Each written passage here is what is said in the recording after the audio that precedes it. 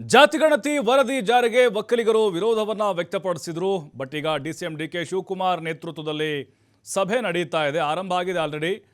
ಮುಖ್ಯವಾದಂಥ ಮಾತುಕತೆ ನಡೀತಾ ಇದೆ. ಒಕ್ಕಲಿಗರ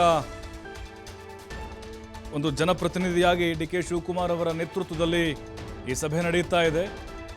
ಏನಾಗುತ್ತೆ ಹಾಗಾದರೆ ಸಭೆಯಲ್ಲಿ ಯಾವ ನಿರ್ಧಾರಕ್ಕೆ ಬರ್ತಾರೆ ಒಕ್ಕಲಿಗ ಮುಖಂಡರು, ಶಾಸಕರು, MLCಗಳೆಲ್ಲರೂ ಭಾಗಿಯಾಗಿದ್ದಾರೆ.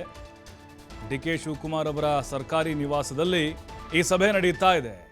ಜಾತಿ ಜನಗಣತಿ ವರದಿ ಬಗ್ಗೆ ಡಿಕೆಶಿ ನೇತೃತ್ವದಲ್ಲಿ ಮಾತುಕತೆ ನಡೀತಾ ಇದೆ. ಇಲ್ಲಿ ಸಚಿವ ಚಲುವರಾಯಸ್ವಾಮಿ, ಸುಧಾಕರ್, ಜಯಚಂದ್ರ, ಶಿವಲಿಂಗೇಗೌಡ, ಮಾಗಡಿ, ಬಾಲಕೃಷ್ಣ, ಗಣಿಗ ರವಿ, ಶಿವಶಂಕರ ರೆಡ್ಡಿ, ಪ್ರಿಯಕೃಷ್ಣ, ಶರತ್ ಬಚ್ಚೇಗೌಡ, ರಮೇಶ್ ಬಂಡಿ ಸಿದ್ದೇಗೌಡ, ನಂಜೇಗೌಡ, ಮಂಥರಗೌಡ, BL ಶಂಕರ್, ಸುಬ್ಬಾರೆಡ್ಡಿ, ದಿನೇಶ್ ಗೂಳಿಗೌಡ ಸೇರಿದಂತೆ ST ಸೋಮಶೇಖರ್ ಕೂಡ ಬಂದಿದ್ದಾರೆ.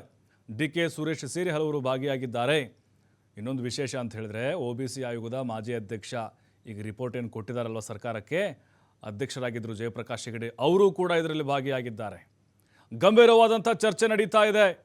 ಏನು ಮಾಡಬೇಕು ಈ ವರದಿಯನ್ನು? ವಿರೋಧ ಮಾಡಬೇಕಾ ಕಂಪ್ಲೀಟ್ ಆಗಿ, ಅಥವಾ ಜಾರಿ ಮಾಡೋದು ಬೇಡವಾ? ಯಾಕಂದರೆ ಹಲವು ನಾಯಕರು ಆಲ್ರೆಡಿ ಪರೋಕ್ಷವಾಗಿ ಸರ್ಕಾರಕ್ಕೆ ಎಚ್ಚರಿಕೆಯನ್ನು ಕೊಟ್ಟಿದ್ದಾರೆ. ಆ ಸಮುದಾಯ ಸಿಡಿದೆದ್ದಿದೆ. ನೀವೇನಾದರೂ ವರದಿ ಜಾರಿ ಮಾಡಿದರೆ ಸರ್ಕಾರ ಬಿದ್ದೋಗುತ್ತೆ ಅಂತೇಳಿ ಆ ಸಮುದಾಯದ ಜನ ಆಕ್ರೋಶ ಹೊರಹಾಕ್ತಾ ಇದ್ದಾರೆ. ಹಾಗಾಗಿಯೇ ಅಡಕತ್ತರಿಯಲ್ಲಿ DK ಶಿವಕುಮಾರ್ ಅವರು ಸಿಕ್ಕಾಕೊಂಡಿದ್ದಾರೆ.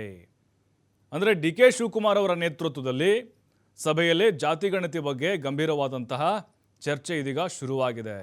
ಸಭೆಯಲ್ಲಿ ತಮ್ಮ ವರದಿ ಬಗ್ಗೆ ತಿಳಿಸಿದ್ದಾರೆ ಜಯಪ್ರಕಾಶ್ ಹೆಗಡೆ ಅವರು.